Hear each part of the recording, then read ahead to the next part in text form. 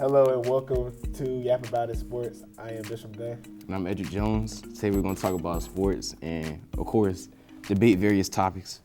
Let's talk about the Super Bowl that just happened, playoffs that just happened.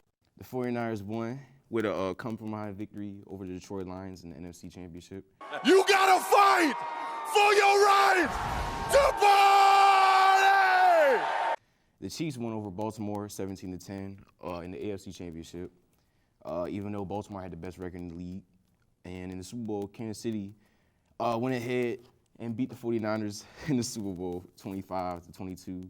In overtime, McCole Hardman had the game-winning catch, had a little in-out route, caught it from Patrick Mahomes. What are your thoughts about the Super Bowl and the playoffs? I see you try to throw the Baltimore Ravens best record in the league, but these playoffs was good. It was a lot of excitement. My sleeper pick from the last show, the Texans. I thought, I had them going far, and they made it far. They just met a tough matchup in Baltimore Ravens. That the defense from Baltimore, top two, I think number one. They number one, yeah. Number one defense in the league. So yeah, but it was great. I like that Mahomes. He got his third Super Bowl win. And he's just doing it. He's doing what he can. Like, he played that 49ers tough defense. I think the game would have probably been different if Dre Greenlaw, if he didn't get hurt coming off from the sideline. So yeah. I think the game would have been different. But other than that, this was just a great playoff experience. Yeah, your sleeper pick was kind of bad. The sleeper pick wasn't good, really. Texans, they're a good team. They're a very young roster. I think this year, it was their year, but it was not the year at the same time. So they have more chances to go. They face up against a juggernaut of a defense and offense as well. And then AFC Championship-wise, talk about the AFC Championship. Oh, my God. I really thought the Baltimore Ravens were about to pull through with that because best record in the league. Mahomes playing in M&T Bank Stadium. I think that's the name of the stadium, but M&T Bank Stadium. Lamar on a heater right now. He had 4 touchdowns in that Texans game. But they got away from the run game. Yeah. They got away from the run game. That was the main issue. And then, Lamar didn't feel comfortable for most of the game. Patrick Mahomes, he scored, I think, 2 touchdowns early, and the offense kind of staled out, giving Baltimore a chance. Zay Flowers had that catch, 2 catches actually, that would have shifted the momentum. But one was taunting. He got a little bit too happy, got a little too excited, taunting. And then the other one, he tried to dive, make a play, made a touchdown, and that didn't go well. He fumbled. Yeah, the Chiefs. I had the Chiefs winning that game and winning everything because they're used to this atmosphere. Just being able to, they've been to the AFC Championship every year. Yeah, like since 5 years, 5 since 6 years. Mahomes took over. So they're just used to it. And then on the NFC side, where the 49ers and how they made it to the playoffs, the number 1 seed, and then just making it all the way to the Super Bowl was a big achievement for them. Knowing that Brock Purdy is his second season, because you got to remember he was just a rookie last year. So just him being implemented in this offense more, using CMC and using all their playmakers in that offense, and their defense having playmakers, and they just went on to the Super Bowl. But they lost though. But at the end of the day, you got to be happy with making it to the Super Bowl. Yeah, the NFC Championship was hockey. It might have been better than the AFC Championship when it comes to excitement. It was high scoring. Lions came out with a bang. I think did Brock Purdy throw a pick? He threw a pick early, I think. Yep, he threw a pick early, and that shifted the momentum to the Detroit side, running the ball. Jameer Gibbs had a touchdown. David Montgomery had a touchdown, and they were up by a cool 17, maybe more than that. But then they let off the gas. Dan Campbell, he got a little bit too aggressive, and that caused them huge, especially Brandon Ayuk with that catch, that little ricochet catch, and that really sold the game for him. And then Super Bowl wise. Again, the Niners had the lead at first. They were up, I think, 10-3, 10-0. Dre Greenlaw got hurt by getting excited at all things, which is crazy. That's just very unfortunate for him. And Mahomes took advantage of using their backup linebacker and got to work. Travis Kelce had a good game. Even though I was sick of them showing Taylor Swift all the time, which was frustrating, but I got over it. They pulled through in overtime. 49ers had their chance in overtime. I kind of wish they would have deferred it. So, they would have had the ball again. They gave the ball to CMC a lot, kept feeding him the ball, the best player on that offense, really, offensive player of the year. And they only got a field goal with it. So that kind of really ruined the game for them, especially their defense wasn't really comfortable. Mahomes like pushing it, so. Yeah.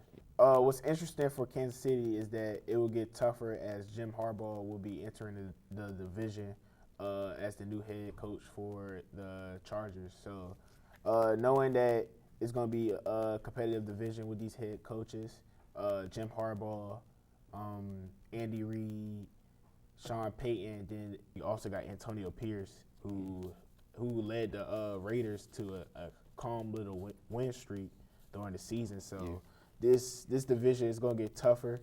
I don't expect the Chargers to do well out the gate this season because just a new system. But I would be surprised if they pull off a run. Because I know they still have a good team in Justin Herbert, Keenan Allen, Mike Williams, Austin Eckler. Their defense is getting old. And Joey Bosa and Khalil Mack, but I think they come out here and mentor. If Jim Harbaugh can mentor the young people on the team and just make them great, then yeah. Yeah, I agree with everything you said. If Kansas City keep their same lineup, I think they still gonna be the overwhelming favorite to win that division. And when it comes to the Chargers, I think they might surprise people and they might come out the gate like a 5-game stretch where they win like 4-3 out of the 5 games, and then they kind of slow down, but they pick it back up because Jim Harbaugh, he runs a very run-heavy offense, which is very different from what Justin Herbert has been running for like the past 3 years, even in Oregon like the past 4 years. And when it comes to the Raiders, Antonio Pierce, resume-wise, is like the weakest out the 4, but he brings a lot of energy. He brings that Raiders culture to that team.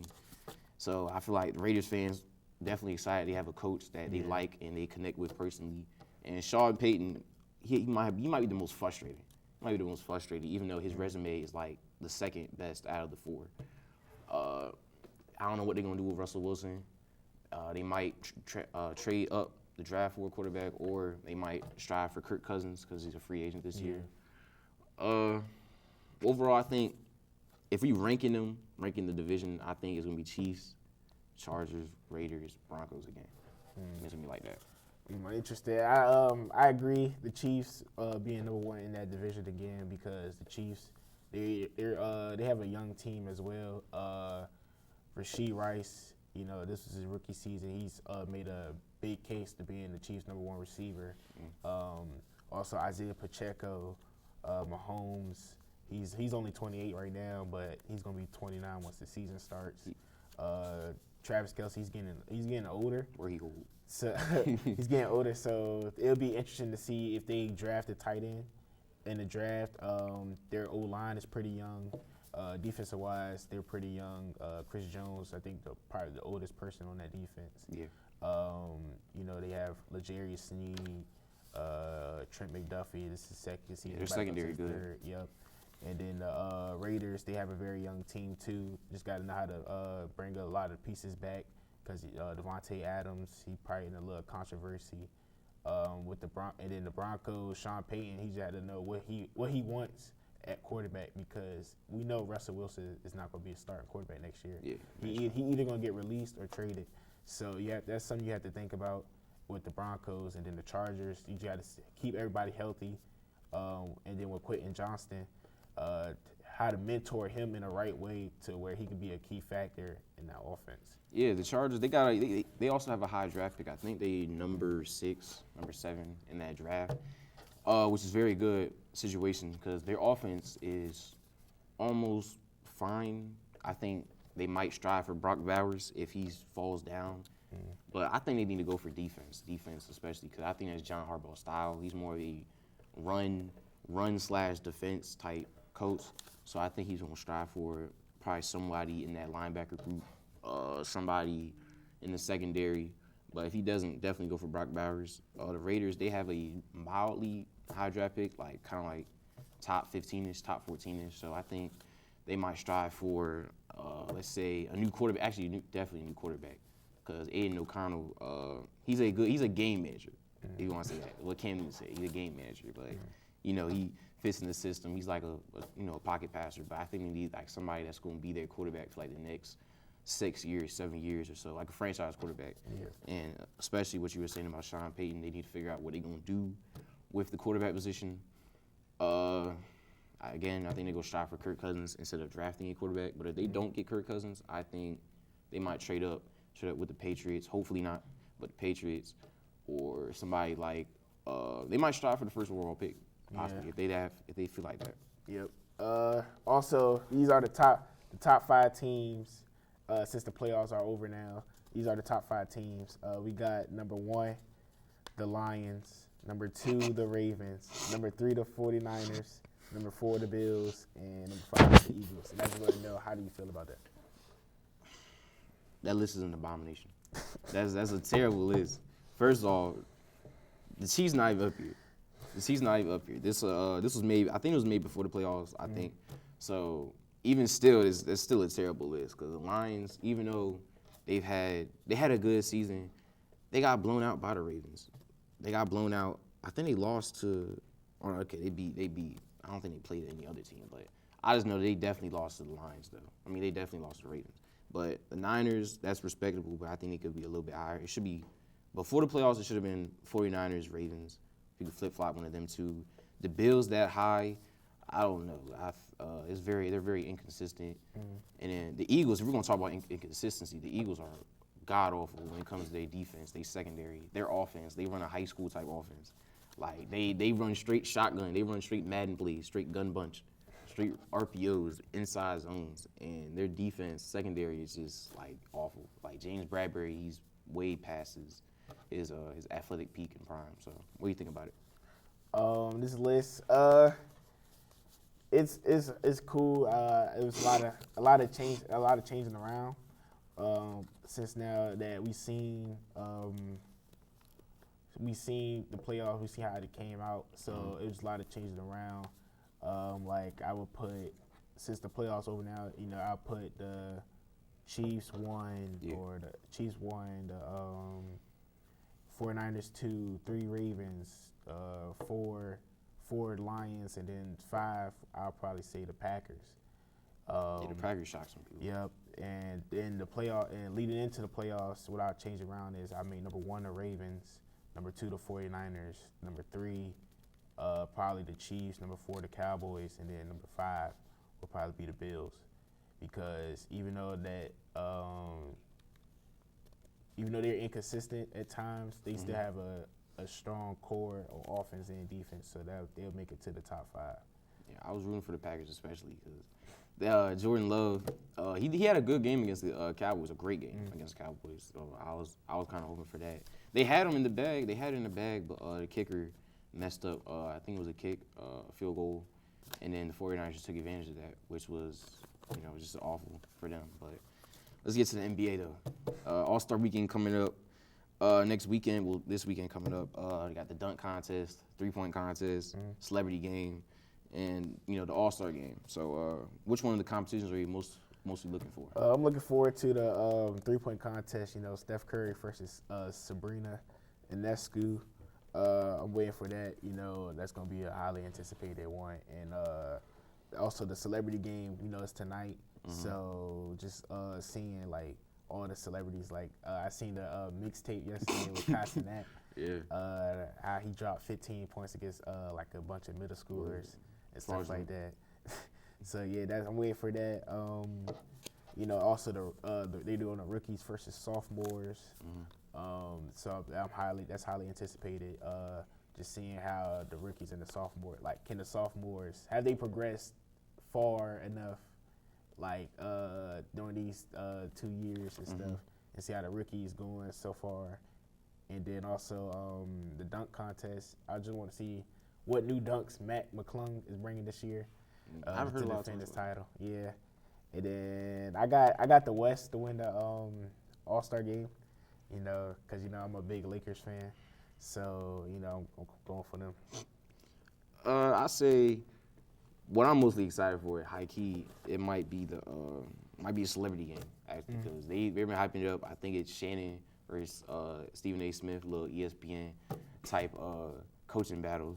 That's gonna be exciting. Can't wait to see Kai Sanat, you know what I'm saying, at 5'4", trying to cook people up, even though he's not good at basketball whatsoever.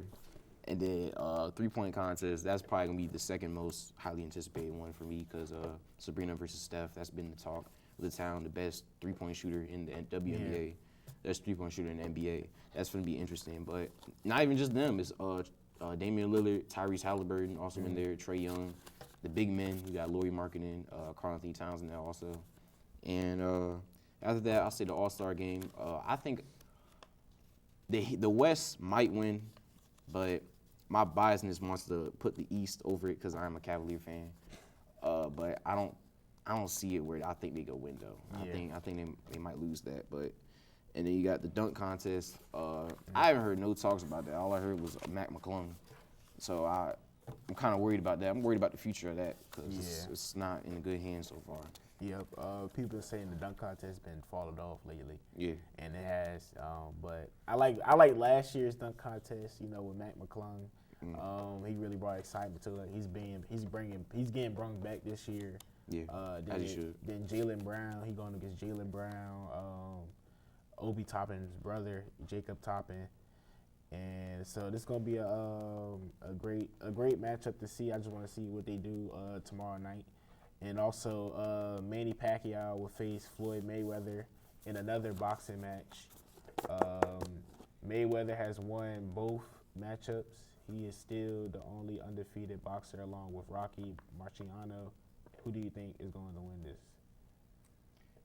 Who I think is going to win this? I'm going to stick with Floyd, undefeated, even though I don't remember the last time he's boxed like professionally against somebody of a caliber of Manny Pacquiao. Manny Pacquiao is probably going to be the underdog in this, mainly because of the record. But Floyd Mayweather's defense is still like undisputed, like top tier when it comes to his like weave nation, his blocking, like his just technique in general. Like it's just pretty special to see. Manny Pacquiao, I really like him as well. I wouldn't be surprised if he wins it, mainly because he's lost the last two, and I feel like third time's the charm, and I think he might pull it through. But my gut is just telling me Floyd Mayweather. So what do you think about it? This is going to be a good matchup. I remember the second time they fought, I watched it and Floyd Mayweather won. So it's just going to be exciting to watch. Again, you know, they both old, so you just got to see how they going to bring the intensity out. But I think Floyd is going to win because he's still, even though he's old, he's still be in the boxing ring practicing. He's still there preparing. Like he don't even look his age. That's how good he's really been, like keeping himself in shape and keeping himself healthy. So I got Mayweather in this fight. And stick with us. We are going to yap about some more sports right after this. Dear moms and dads, what you have achieved here today is going to help us and our futures. It is why we are coming up on stage to collect your diplomas. You know it's true. Mom, we love you always. Everything I do. When you graduate, they graduate. Visit finishyourdiploma.org to find free and supportive adult education centers near you.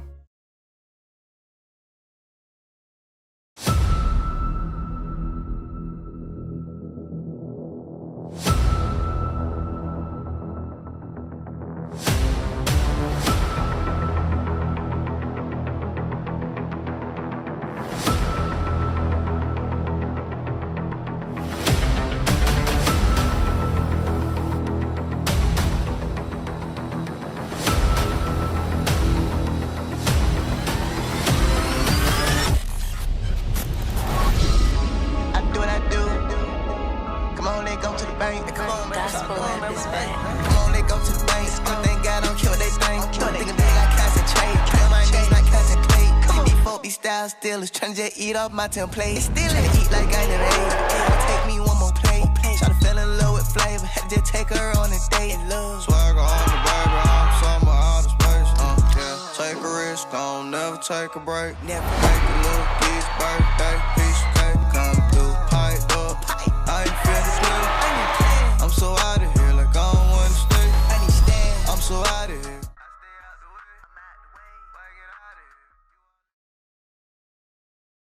Welcome back to YAP About It Sports. Winter soon coming to an end and spring rolling in. Spring sports, it's time to come up. So here's a preview for some of the upcoming spring sports. For baseball, we got Menchville number 1, then we got Bethel number 2, Gloucester number 3, Westside 4, Kickingham 5, Phoebus 6, Warwick 7, Hampton 8, Heritage 9, and Denby 10. And then you got with soccer, you got Kickingham 1, Menchville 2, Warwick 3, Gloucester 4, Woodside 5, Bethel 6, Phoebus 7, Denby 8, 9 Hampton, and 10 Heritage. And then with softball, you got Menchville, Kickingham, Gloucester, Bethel, Warwick, Woodside, Denby, Hampton, Phoebus, and last Heritage. So what do you think about them rankings? I see that one thing all these lists have in common is that Mitchville is near the top. So I'm seeing that maybe we can expect Mitchville to be one of the best teams in the PD this year. For those spring sports, and so I'm looking forward to it. I might catch a couple baseball games, a couple softball games, maybe a few soccer games. So this is going to be really exciting to see. So what do you think about it?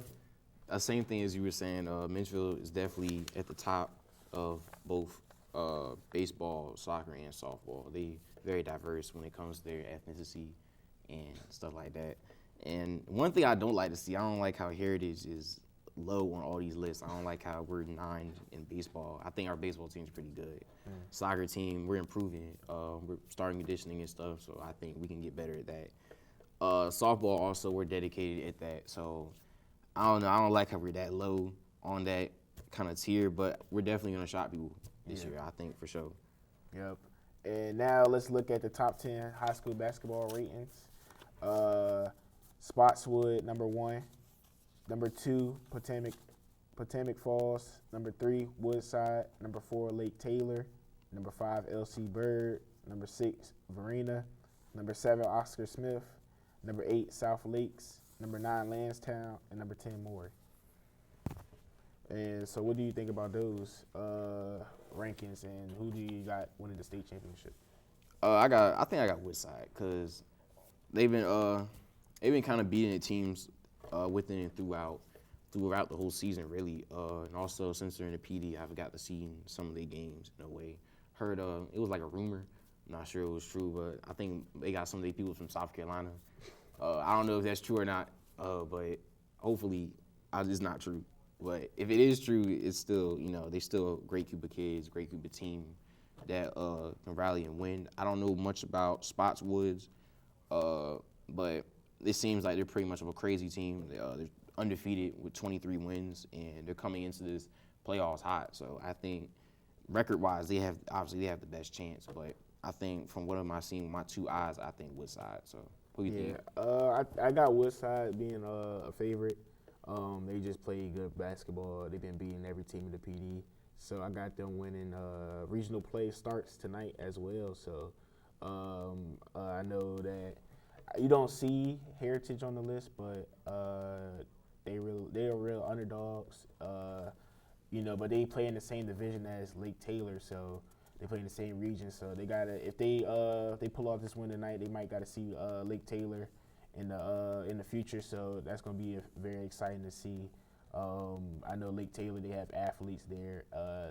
I've seen that for football. They have athletes, very tall people, very tall guys that go to that school. So very girthy. Yeah. So if they use their height to their advantage, their athleticism and all that.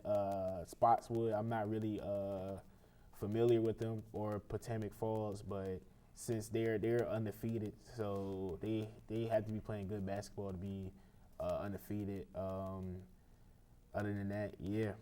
Yeah, Woodside again. What makes them, the top favorite? What Skip Bayless say, they got mad girth and tonnage. Wherever he said, that was funny. But they got mad height. I don't know much about Potomac Falls or Lake Taylor when it comes to how tall their players are, but they probably are very tall. And underrated one, Heritage is one. Another one is Hampton. They've been really consistent throughout both their girls and men team. They both been consistent throughout the whole season. Also, Mitchville is also another underrated team.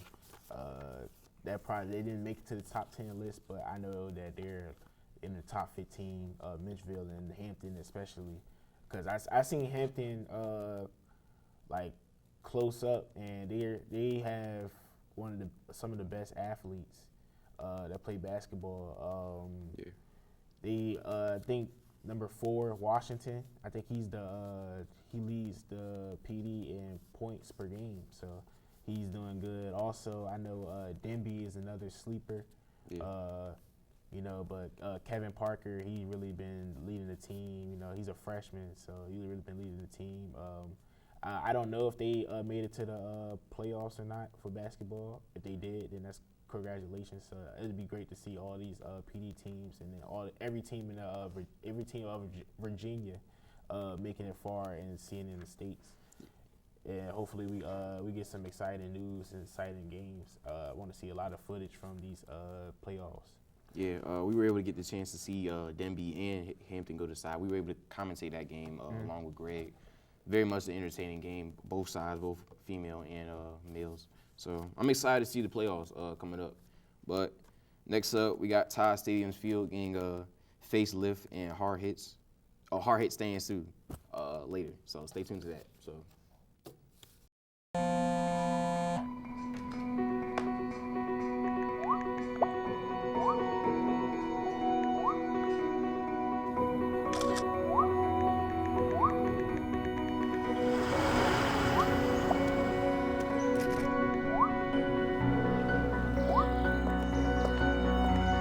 What's up, champ? I feel like you get taller every time I see you.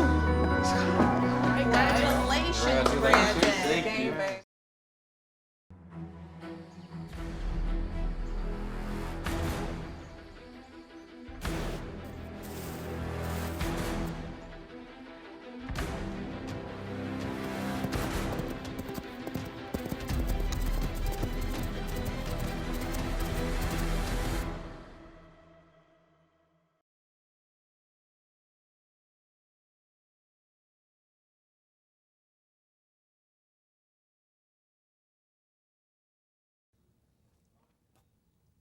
Welcome back to YAP About It Sports. When talking about Todd Stadium, they're getting a new look next year.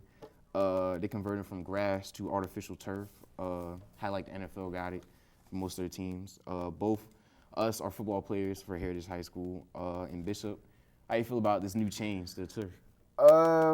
It's gonna be different. I know that for sure. Cause grass, I can when I'm doing my kick steps and my pass sets, run blocking, I really get a nice feel for grass, even though I might slip sometimes. Yeah.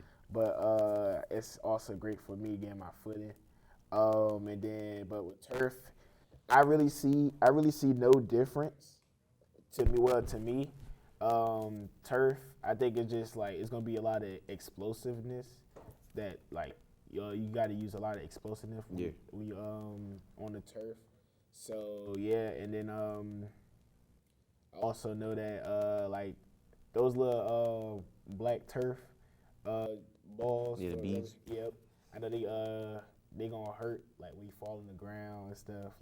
Especially when you get in your stance, your 3-point, 2-point, your 3-point or 4-point stance, they gonna hurt. Especially when you on your fingers, so that's gonna be something I'm gonna hate, but it's something I gotta get used to.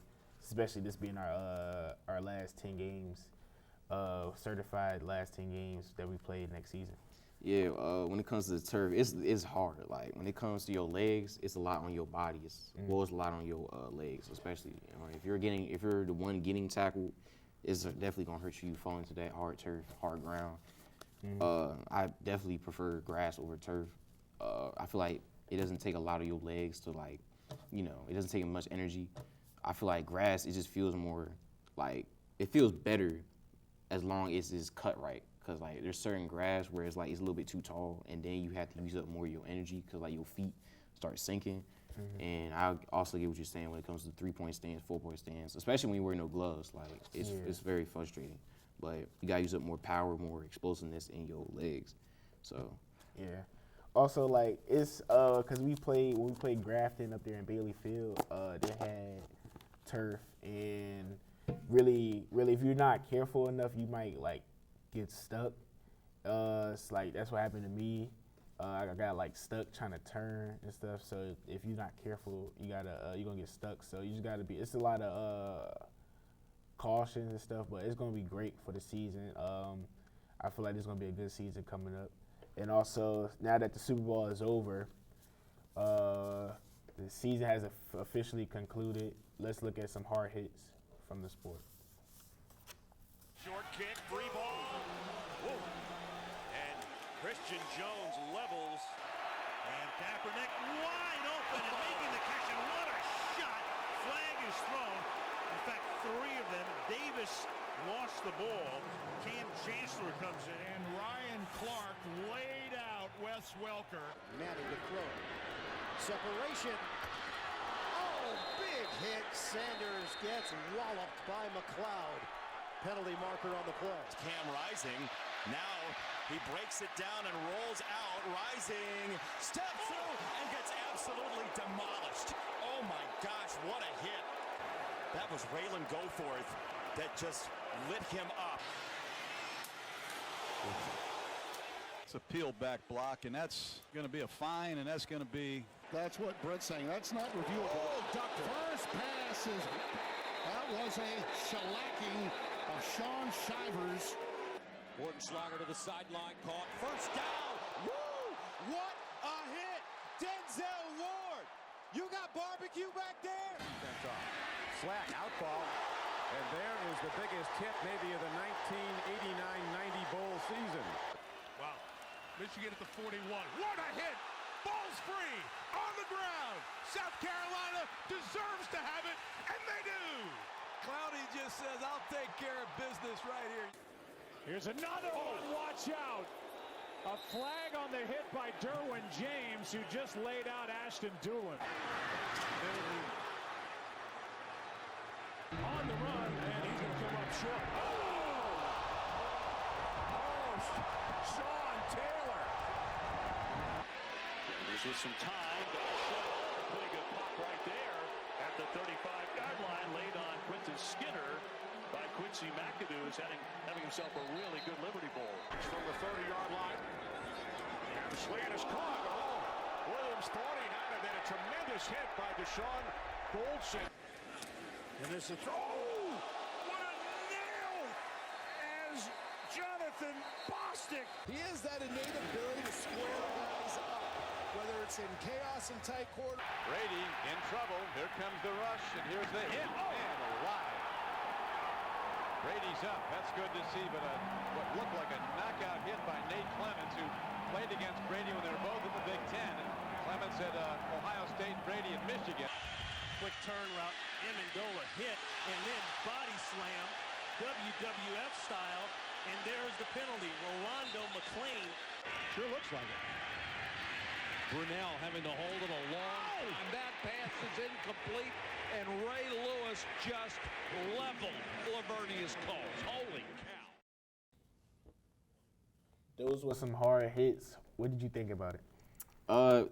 First of all, I didn't have to show Brady like that. That was rough. As a Patriot fan, that was rough. I wasn't there for it, but just seeing it for the first time back in like 2015, on like when the vines were popping off, they showed off that hardest hits with that little that song. I forgot how it go, but Here Comes the Boom. yeah, here go the boom. Yeah, that's that song. But I think my favorite one, they didn't show it, but it was when Patrick Willis hit Brad Johnson. He played on the Jets at the time. He literally boomed him, starts spazzing out on the field. So that was an interesting hit for me. So what do you think is your favorite hit?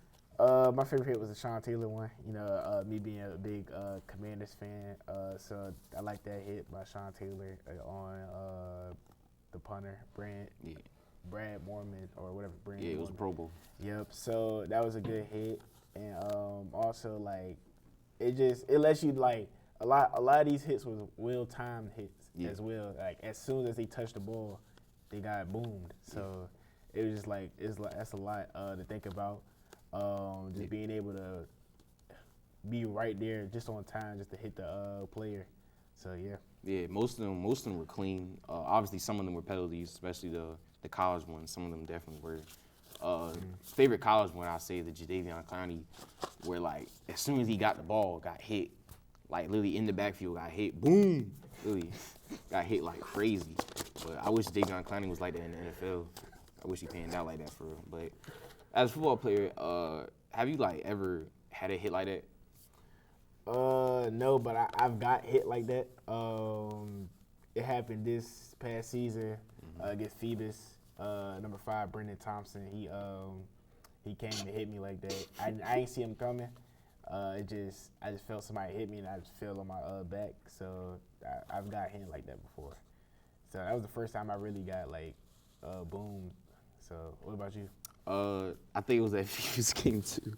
I think it was that Phoebus game too. I think they were in the red zone. I was on like the right side. I think it was something about a running back. I think it was a quarterback sweep or a running back sweep, but I got off guarded because like I saw the ball carrier run, so I was crashing down, and then somebody out of nowhere, I think it was either the running back or the offensive guard that was pulling, came by, boom, hit my stuff. I went flying to the sideline. So I had to talk to my defensive coordinator about it. That was very much an embarrassing moment. I had to dap him up after that. That was just a good hit, so I couldn't lie about that. But that's all we got for today for Yap About It. Join us next time. Well, Yap About It the next time. You know what I'm saying? I'm EJ. I'm Bishop, and this has been Yap About It Sports. Peace.